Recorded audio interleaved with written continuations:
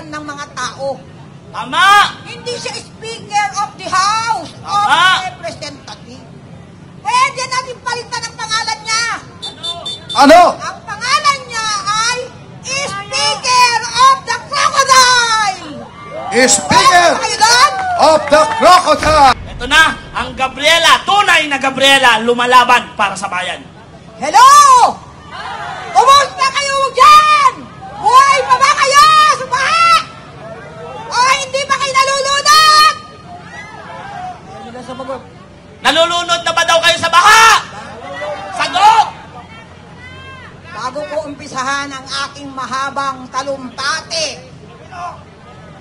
nagkataon lamang na hindi ko mahindian ang mga nandito, ang mga organizer, para ibaba ang mga buhaya sa Kongreso. Alam niyo ba kung bakit? Hindi ako representante ng kababaihan. Ako ay representante ng mga senior citizen. Hindi halata! Talagang hindi halata. Mukhang Dahil may lang. kasabihan sa mga senior citizen, age is just a number.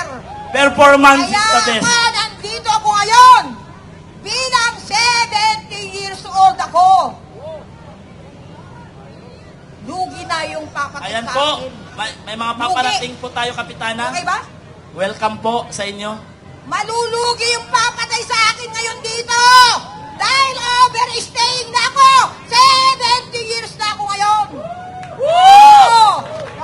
Ito ang sasabihin ko sa inyo kung bakit ako nandito ngayon. Dapat ako ay namamahinga na lamang. Diba? Dahil binigyan ako ng Panginoon ng magandang buhay. Tama! Alam niyo ba kung bakit? Bakit? Alam niyo ba kung bakit? Bakit? Ngayon ko isasanay-say sa inyo. Ano yun? Kung paano itinayo ang batas ang pambansa. Nung itinayo yan ay nandito na kami. Nung nagkaroon ng EDSA Revolution, nandito na kami. Hanggang sa marami pang 1987 at marami pang iba, nandito na kami.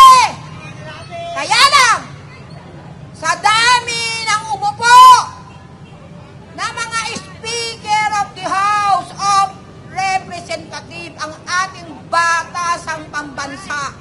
At hindi nyo na itatanong, Yun! ang inyong lingkod ay dito lamang nakatira. Diyan lang kami sa tabi ng batasang pambansa. Diyan sa tabi ng DSWD, sa Ilang-Ilang Street. Kami ay mga squatter! Simulat sa poll na tinayo ang batas ang pambansa na yan.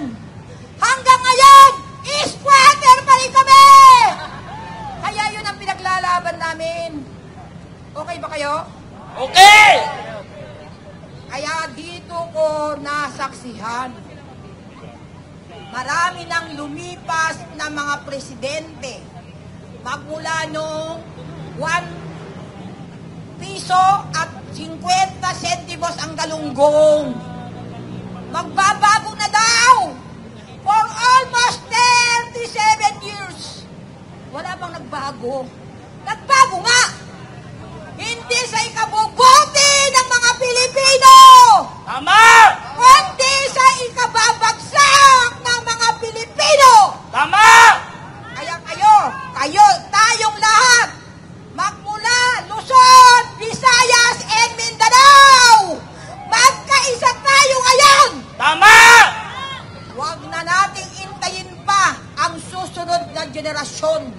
Kasi yun lamang, yung panahon natin ngayon, yung panahon natin na ibagsak natin, pababain natin, yung congressman, hindi congressman ng mga tao. Tama! Hindi siya Speaker of the House of Representatives. Pwede natin palitan ang pangalan niya. Ano? Ang pangalan niya ay Speaker of the Crocodile. Speaker Kayo doon? of the Crocodile. Kasi ang mga miyembro niya ay puro congressman. Puro crocodile. Okay ba yun? Okay! Na! Ipagpapatuloy ko pa. Medyo ginaganahan ako eh. Ang isa pang dahilan kung bakit nandito ako ngayon, akala ko ang baha sa probinsya lamang.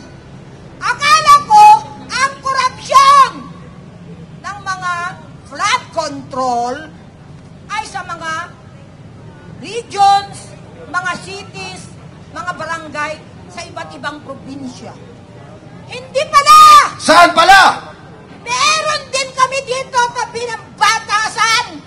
Yung ipinatayo ko na tulay noong 2002.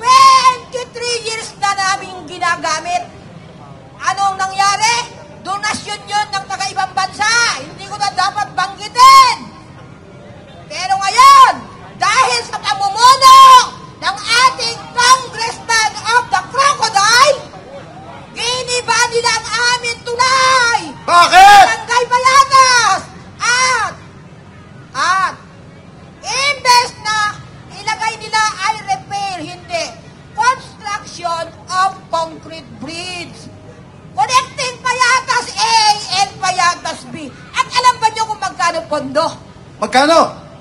77 billion! Woo! Nandito ako ngayon para iparating sa mga media, sa lahat ng mga vlogger na isama yung maanumalyang proyekto ng tulay sa Barangay Payatas sa iniimbestigahan ngayon sa Public Works and Highways.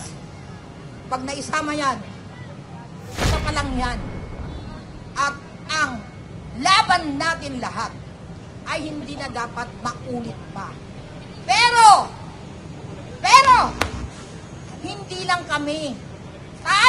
Dapat tayong lahat, we must count ourselves. Dapat nakasama tayo sa pagbabago ng bansa natin. Kaya ako nandito ngayon, hindi para sa aking sarili. Kaya ako nandito ngayon para may maiwanan akong legacy sa susunod pa ng salin lahi ng bansang Pilipinas, ng mga Pilipino, para sa mga kabataan ng ating bayan. Mabuhay ang Pilipinas! Kaya tayo, kung may kasabihan, merong simula at may katapusan. Okay?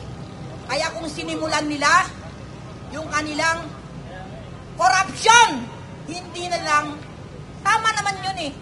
Yung corruption ngayon, hindi na lang maliit eh. Hindi na lang 1,000, hindi na lang milyon, hindi, kundi bilyong piso na. Napanood ko sa TV kahapon, yung isang kwarto, punong-puno! Punong-puno ng mga 1,000 piso! Kasi laki ng punong-puno yung isang kwarto. Imagine, ngayon lang nangyari yun. Ngayon lang nangyari na kung saan ang dami ng mahihirap na mga Pilipino. Yung mga mahirap, mas lalo pang naghirap. Kayo, anong gagawin natin mga Pilipino? We will spend our time. Yung panahon natin na nalalabi, spend natin para mabago ang pamunuan ng ating bansa. Ang inyo pong lingkod, magsasalita ko kada hanggang mamayang gabi, kaya lang. Hindi naman siguro pwede yun, di ba? Kaya ako po ay supportive. Ako po ay sumusuporta sa anumang layunin, sa magandang layunin, para sa pagtunay na pagbabago. Lagi sinasabi yan ng mga politiko, pagbabago, tunay ba yung pagbabago? Kailangan yung tunay na pagbabago. May kasabihan. Ano yung kasabihan? Ang tunay na pagbabago ay mag-uumpisa sa ating sarili. Paano natin may sasagawa yun? Kaya paano natin may sagawa yun? Pag dumating ang eleksyon, tayo ay pipili ng tamang tao na maglilingkod sa atin. Kaya kailangan baguhin na natin ang ating mga pag-uugali pagdating ng eleksyon. Katulad ngayon, nung isang araw, meron kaming General Assembly doon sa Barangay Payatas.